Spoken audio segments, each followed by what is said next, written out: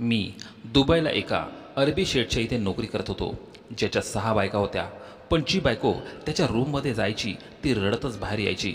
एक दिवस माझ्या मालकाने कपडे घालून मालकाच्या रूममध्ये गेलो तेव्हा माझ्या पायाखालची जमीन सरकली. कारण माझा मालक तर माझा चुलत भाऊ दुबईत कामाला होता. त्याच्या तिथे स्वतःचा व्यवसाय होता. मी त्याला फोन करून मला देखील दुबईत एखादी नोकरी बघ म्हणून सांगितले. त्यामुळे माझी घरची परिस्थिती सुधारेल. माझं वय त्यावेळी जवळपास 17 वर्ष होतं. काकांचा मुलगा सलमान नेहमीच माझं बोलणं पूर्ण ऐकायचा आणि म्हणायचा की तू अजून छोटा आहेस, इथे चांगलं शिक्षण घे, नंतर आपण दुबईला जायचा विचार करू. मी माझ्या आईजवळ खूप आग्रह केला. नंतर सलमानने मला तिकडे बोलावून घेतलं. तो मला म्हणाला की तिथे सर्व प्रकारची कामे करावी लागतील. मी तुझ्या आईला काही त्रास होणार नाही म्हणून हे नाही सांगितलं. तसे तर तुझं अजून काम करायचं वय नाही. तुला इथे बोलावणं चुकीचं होतं. त्यामुळे आता तुला जे सांगितलं जाईल ते करावे लागेल. त्या बदल्यात मी तुझा पगार दर महिन्याला तुझ्या आईला पाठवून देईल. मी तुला एका व्यक्तीकडे पाठवेल ज्याच्या 6 बायका आहेत. त्यांच्या बायकांना कामासाठी एक छोट्या मुलाची गरज आहे. त्याबद्दल तुला ते चांगले पैसे देतील. एवढ्या कमी वयात परदेशात असलेल्या मोजक्या लोकांपैकी तू एक आहेस. माझ्या चुलत भावाचं बोलणं ऐकून मला फार आनंद झाला. मी त्याला म्हणालो, तू जसं सांगशील तसंच मी करेल. त्यानंतर सलमान मला म्हणाला की त्या माणसाच्या 6 बायका आहेत, पण तिथे तुला जरा सावध राहावं लागेल आणि तू तिथे सांगणार नाहीस की तू भारतातून आला आहेस आणि तुझी भाषा देखील बोलणार नाहीस. सलमानचं बोलणं ऐकून मला आश्चर्य वाटलं. मी त्याला म्हणालो की मी माझी भाषा नाही बोलणार. मग काय बोलणार? मला तर अरबी भाषा येत नव्हती. सलमान म्हणाला, तू वेडवाकडं इंग्रजी बोल. त्या लोकांना इंग्रजी येत नाही. त्यांना वाटेल की तू कुठल्या तरी युरोपियन देशातून आला आहेस. आणि हे देखील सांगू नको की तुला हिंदी येते. त्याचं बोलणं ऐकून मला आश्चर्य वाटलं. तरी देखील मी त्याला ठीक आहे म्हणालो. मग थोड्याच वेळात सलमानने मला मालकाच्या घरी पाठवलं. मालकाचे खूप मोठे घर होते. जवळजवळ 15-16 रूम होत्या. 2-3 मजली इमारत होती. वरचा मजला खूप सुंदर होता, तर खालच्या मजल्यावर जरासा अंधार पसरलेला होता. सलमान मला म्हणाला की मी देखील या माणसाच्या घरी काम केलं होतं, पण त्यांनी काही कारणांमुळे मला काढून टाकले. मी तिथे फक्त मॅनेजरचं काम करत होतो. या घरात खूप अडचणी आहेत. जर तू परिश्रम करून त्यांच्या मनात जागा निर्माण केलीस तर तुझ्या कल्पनेपेक्षाही जास्त पैसे तुला मिळतील. पण त्यांच्या आयुष्यामध्ये सगळं काही आहे, पण समाधान नाही. सलमानचे बोलणे ऐकून मला हायसे वाटले. पण या घरात येण्याने माझे आयुष्य बदलून जाईल हे मला कधीच माहिती नव्हतं. सलमानने माझी त्या मालकाशी ओळख करून दिली होती. तो एक आनंदी स्वभावाचा माणूस दिसत होता, पण त्याची चेहऱ्यावर भीती होती. त्याच्याकडे बघून पण असं वाटत होतं की त्याच्यावर अत्याचार झाले आहेत. त्याच्या डोळ्यात एकटेपणा होता. मला या सर्व गोष्टींचं आश्चर्य वाटलं होतं. ज्या माणसाच्या 6 बायका आहेत तो कसा काय दुःखी असू शकतो, ही गोष्ट माझ्या समजण्यापलीकडे होती. नंतर मी भावाला निरोप दिला आणि तो मला सोडून तिथून निघून गेला. त्यानंतर त्या अरबी मालकाने माझं स्वागत केलं. एका मुलाला इशाऱ्याने सांगितलं की याला वरच्या रूममध्ये घेऊन जा. मुलगा मला ओळखीचा वाटत होता. तो 3दा मागे वळून बघत होता आणि नंतर मला वरच्या रूममध्ये घेऊन गेला. वर येत असताना मला म्हणाला, मला माहीत आहे तू भारतातून आला आहेस. मी बांगलादेशी आहे, पण काही झाले तरी तुला हिंदी किंवा उर्दू समजते अशी येते जाहिरात करू नकोस. यामागे देखील एक खास कारण आहे, ते तुला नंतर समजेल. मला आश्चर्य वाटलं की प्रत्येकजण हीच गोष्ट मला सांगत होता. त्यांना आम्हा भारतीय लोकांचा काय प्रॉब्लेम होता ते माहीत नाही, तर मग ते सलमानसोबत अशा प्रकारे वागले होते जणू काही तो त्यांचा मित्र आहे. त्या मुलाचं नाव रवी होतं आणि त्याने मला सर्व कामे समजावून सांगितली आणि म्हणाला की त्याचं प्रत्येक छोटं मोठं काम तुला करायचं आहे. त्यांना कुठल्याही गोष्टीची गरज पडली तर पटकन आणून द्यायची आणि बाकी तुला काही विचारायची गरज नाही. आता तुझ्या मनात हा देखील प्रश्न आला असेल की मालकाच्या 6 बायका कशा काय आहेत? कारण हे मुसलमान आहेत आणि मुसलमानांमध्ये 4 बायका तर ठेवू शकतो. खालच्या मजल्यात ज्या 2 मुली राहतात त्या मालकाच्या घटस्फोटीत बायका आहेत. मालक त्यांच्याजवळ कधी जात नाही, फक्त आपल्या 4 बायकासोबत राहतो. आणि भलं त्यातच आहे की तू तुझ्या कामाशी काम ठेव. यापुढे ही गोष्ट दुसऱ्या कोणालाही सांगू नकोस. मी त्याची गोष्ट मान्य केली आणि तिथून निघून गेलो. आता मला दिवसभर त्यांच्या बायकांच्या आदेशाची वाट बघावी लागणार होती आणि त्या बदल्यात ते मला काही पैसे देणार होते. या सगळ्या विचारात मला कोणाच्या तरी ओरडण्याचा आवाज आला आणि मी त्या आवाजाच्या दिशेने पळत गेलो. मी बघितले की आतमध्ये एक महिला वाईटरित्या सामान तोडत होती. तिचं वय जवळजवळ 25 ते 26 वर्ष असेल. तो अरबी मालक तिला थांबवण्याचा प्रयत्न करत होता. ती मुलगी खूप रडत होती, तर मालक तिला मोठ्या कष्टाने शांत करण्याचा प्रयत्न करत होता. पण ती मुलगी शांत बसण्याच्या मूडमध्ये दिसत नव्हती. मला भीती वाटत होती की त्यांचं बोलणं चोरून ऐकलं तर ते मला नोकरीवरून काढून टाकतील. मी लगेच तिथून परत आलो आणि माझ्या जागेवर शांत बसलो. 2 मिनिटे झाले होते त्या क्षणी ती मुलगी आपलं सामान पॅक करून तिथून बाहेर पडली आणि तो अरबी मालक तिच्या मागे जाऊ लागला. मी माझे मान खाली घातली, पण त्या मुलीने त्या अरबीची एकही गोष्ट ऐकली नाही आणि ती तेथून पळत गेली.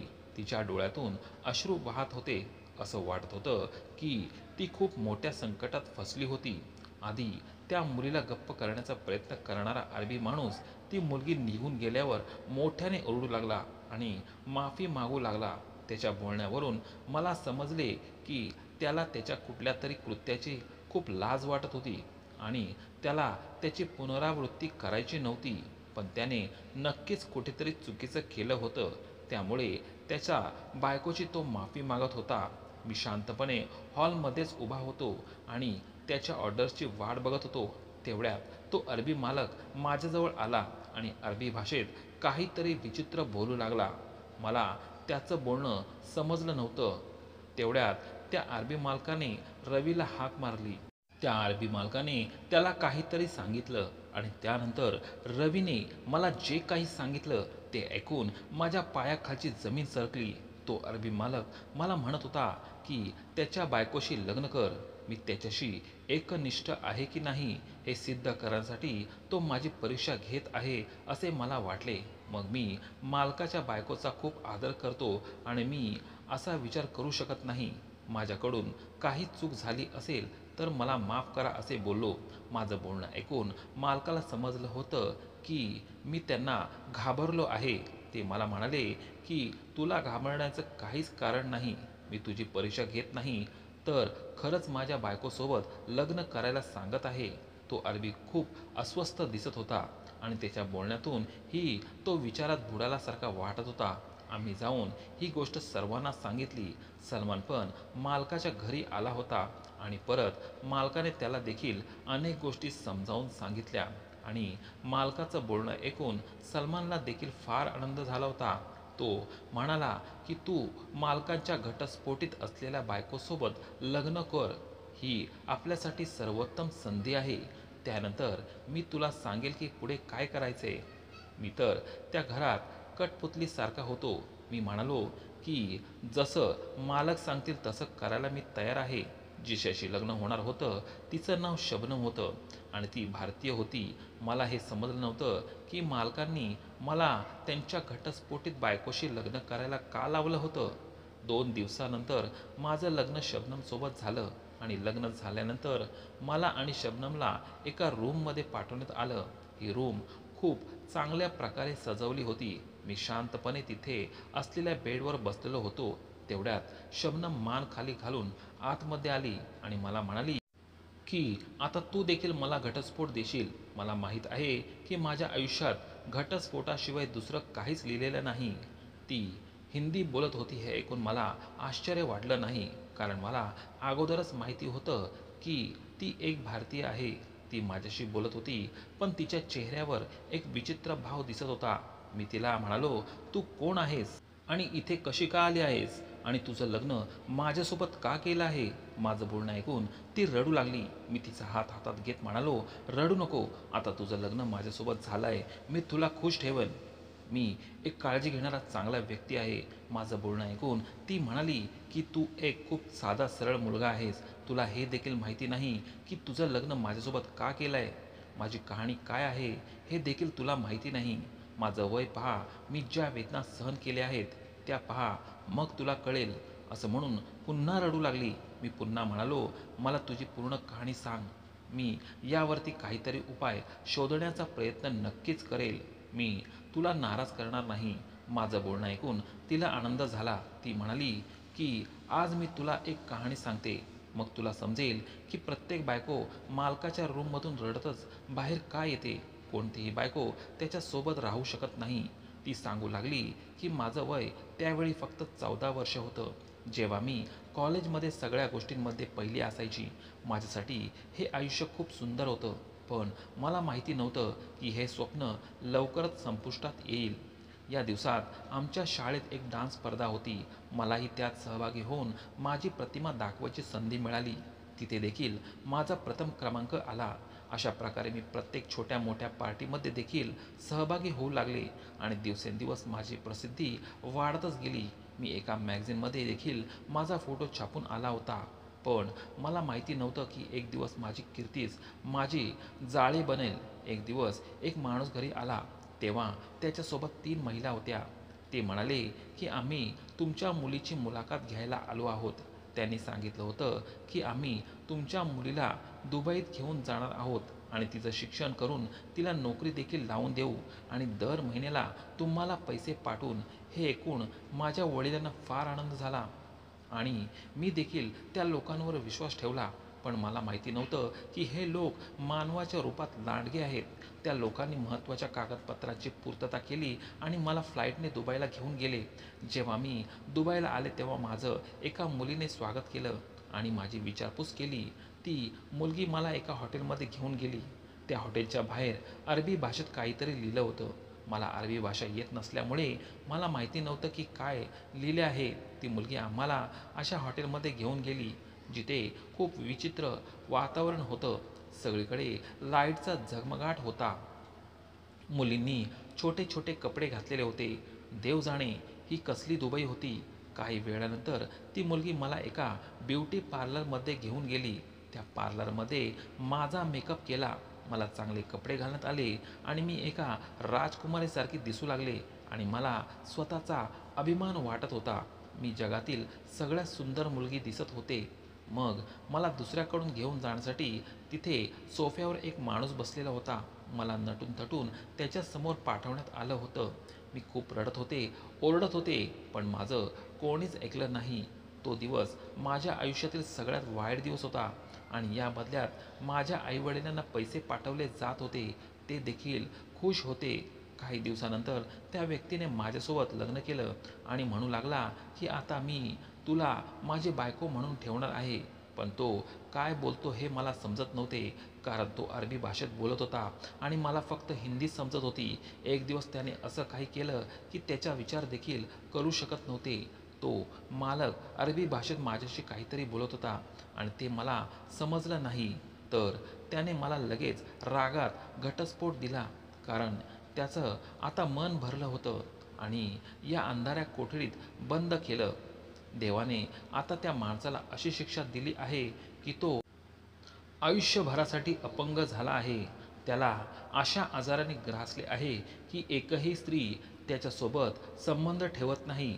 त्याला ज्या बायकांसोबत करायला इच्छा असते तीच तो करू शकत नव्हता आणि हे जेव्हा त्याच्या नवीन बायकोला समजले तेव्हा ती त्याच्यापासून लांब जाण्याचा प्रयत्न करते. पण हा माणूस तिच्यासोबत जबरदस्ती करण्याचा प्रयत्न करतो. पण त्या स्त्रिया त्याच्यासोबत राहत नाही, त्याला सोडून देऊन जातात. त्याला काही गोष्टी चांगली समजली आहे की माझ्यासारख्या निष्पाप मुलीवर अत्याचार करण्याचं माझं आयुष्य उद्ध्वस्त करण्याचा परिणाम काय होतो.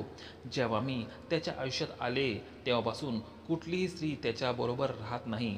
आता त्यांनी तुझं माझ्याशी लग्न करून आपल्या चुकीचे प्रायश्चित करण्याचा प्रयत्न केला आहे. पण मला वाटतं की काही दिवसात तो म्हणेल की तू माझ्या बायकोला घटस्फोट दे म्हणजे मी पुन्हा लग्न करू शकेल. एवढं बोलून ती शांत बसली. मी विचार केला की खरंच किती घाणेरडे लोक आहेत. एका निरागस मुलगी इथे उचलून आणून तिच्यावर अत्याचार केले. मी ही सर्व हकीकत माझ्या चुलत भावाला सांगितली तेव्हा तो म्हणाला की या सर्व गोष्टीची मला अगोदरच कल्पना होती, म्हणूनच तर मी कामासाठी उर्दू आणि हिंदी बोलणारा मुलगा आणू नये असे त्याला वाटत होते. पण आता तो त्याच्या पुण्याला कंटाळला होता. ही मुलगी खूप जाड आहे, आपण तिला ओळखत नाही. हा माणूस स्वतःची खूप प्रशंसा करतो, पण आता ती त्याच्यासाठी असूर बनली आहे.